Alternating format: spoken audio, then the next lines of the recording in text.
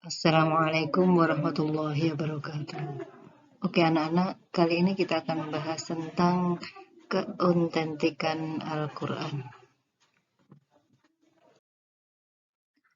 Pada materi ini, diharapkan kalian semua akan bisa menjelaskan dan dapat pula membuktikan serta menunjukkan contoh dari bukti-bukti keautentikan Al-Quran tersebut.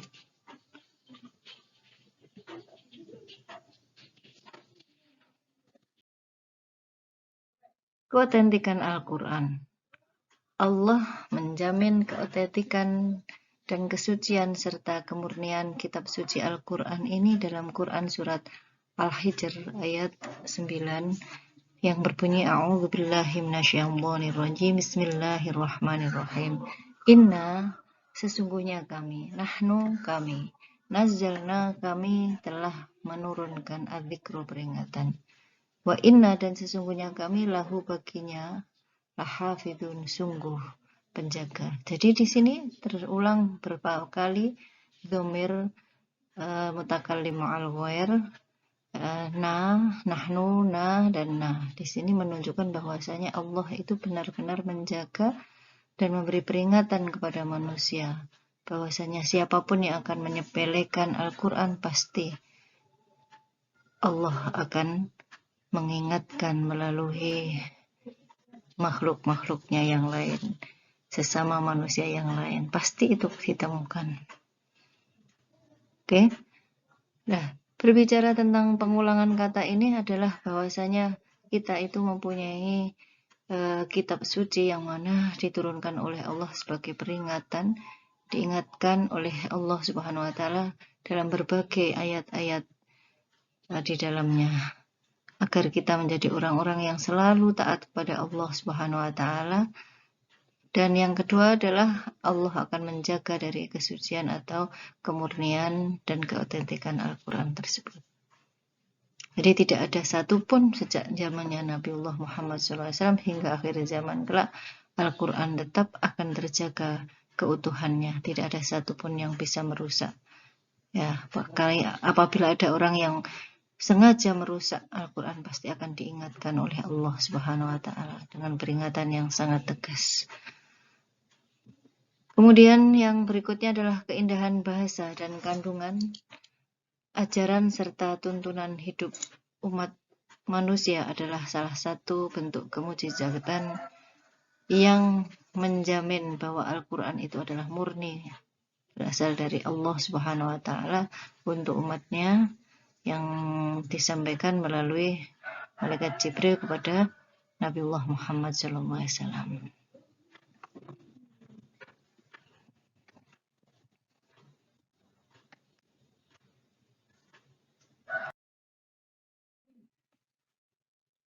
Allah menantang bagi siapapun yang meragukan kebenaran Al-Quran tersebut. Yang pertama adalah melalui Quran surat Ath-Thur ayat 33 hingga 34. Di dalam ayat ini Allah berfirman, A'udzubillahi minasyaitonirrajim, Bismillahirrahmanirrahim.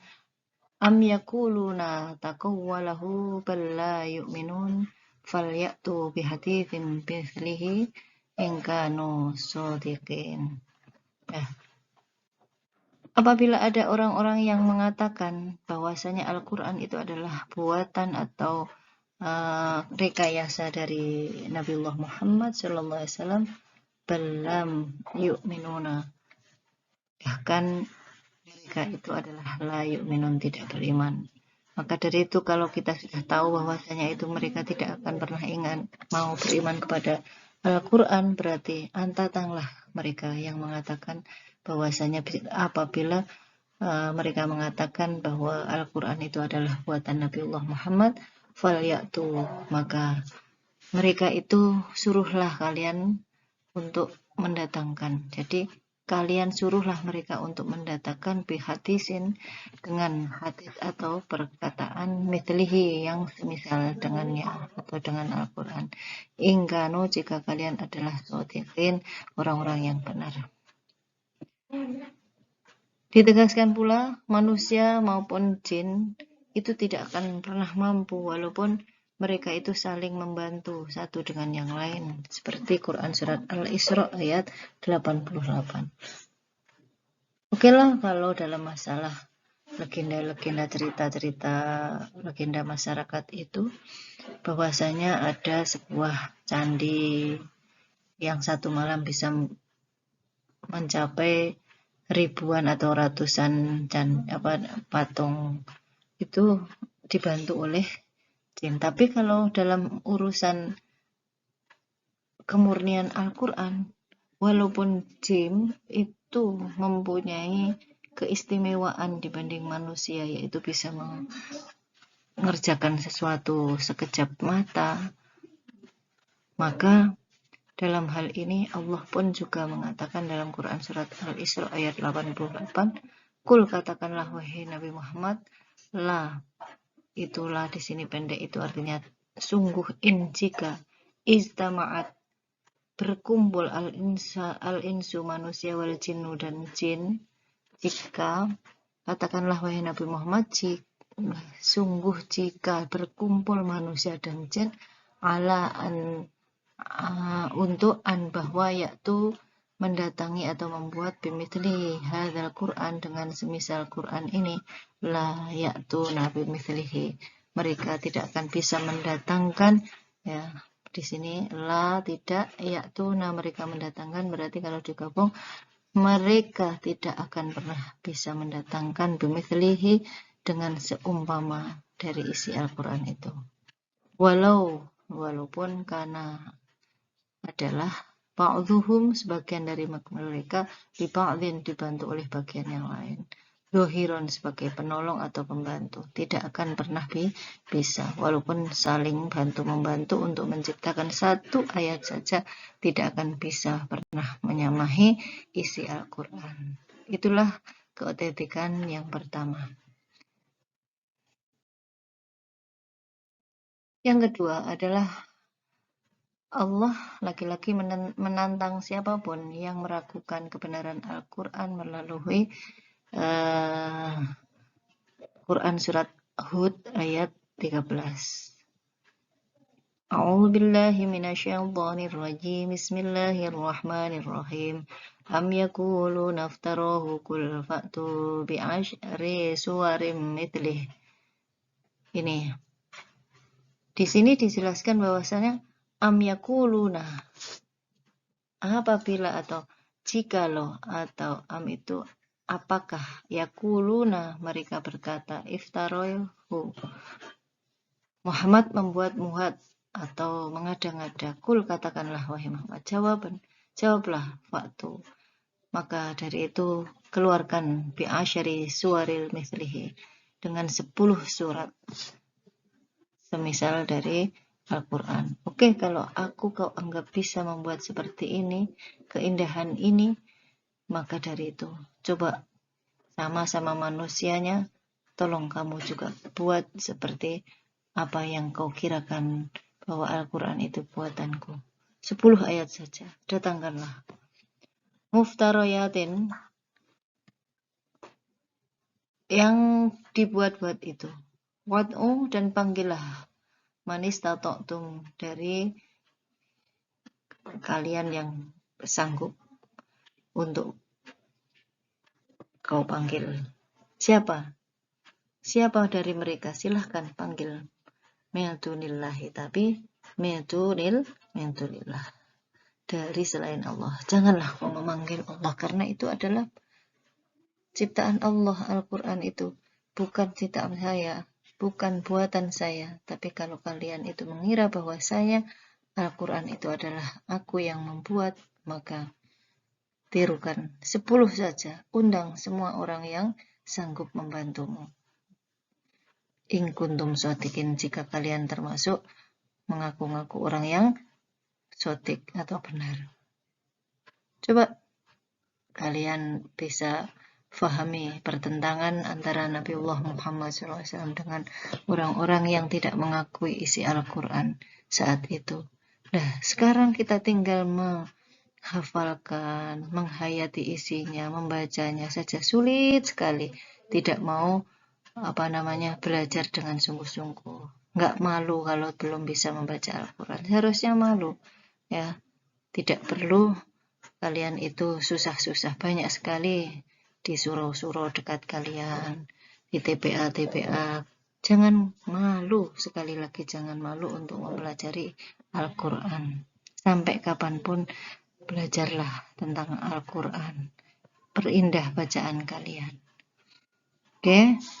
Yang ketiga adalah tantangan laki-laki. Tantangan adalah yang mana tantangan itu adalah bagi orang yang meragukan kebenaran Al-Quran. Yang ketiga, yaitu kalau tidak bisa 10, ayo jawab. Kalian bisakah membuat 1 surat saja, semisal dari Al-Quran itu. Terus, dalam Quran surat Al-Baqarah ayat 2, ayat 23,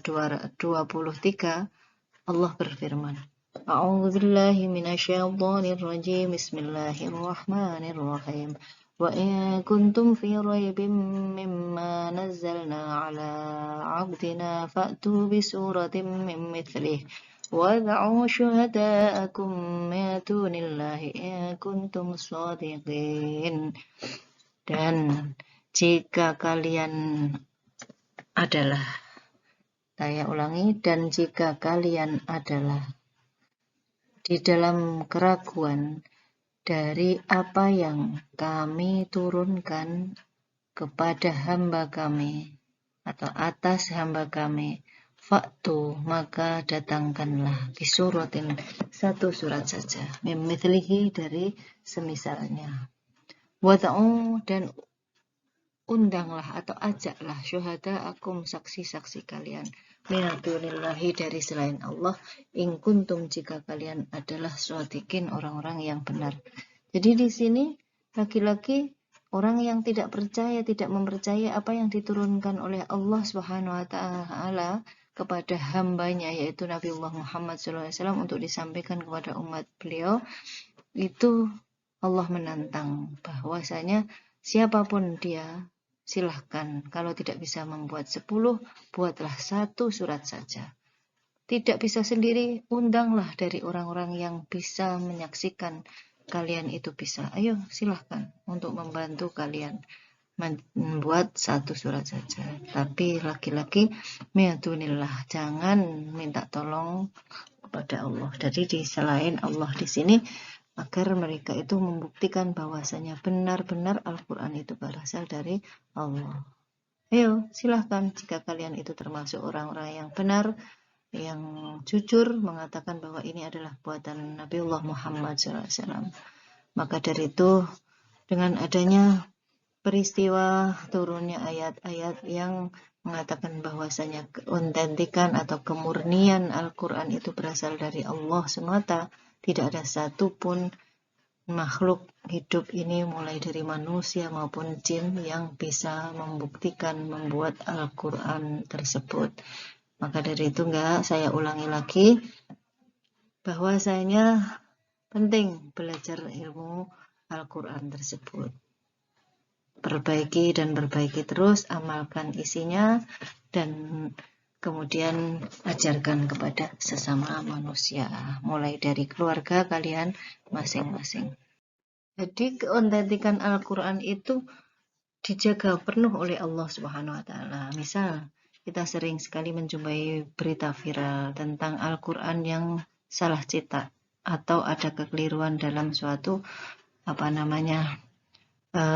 aplikasi atau suatu cetakan. Itu tentu saja kesalahan-kesalahan yang telah dicetak itu sangat mudah diketahui karena banyaknya orang-orang yang menghafal Al-Quran atau mengerti urutan dari, tidak hafal tapi mengerti, mengetahui, oh ini posisinya sebenarnya tidak seperti ini. Ini harusnya surat yang ke 34, yang ini 3, itu terbalik dan lain sebagainya. Ini kesalahannya di mana? Pasti banyaknya ahlullah, ya, ahlullah, saya bilang ahlullah karena barang siapa ya kelak di yaumul qiyamah yang senantiasa kontinu dalam membaca ayat-ayat Allah, apalagi menghafalkannya, besok dipanggil oleh Allah, wahai ahliku, Wahai ahli itu kan berarti keluargaku. Ya ahli, ta'alaikum. Wahai keluargaku, kemarilah, berdirilah kalian, ikro hadal kitab.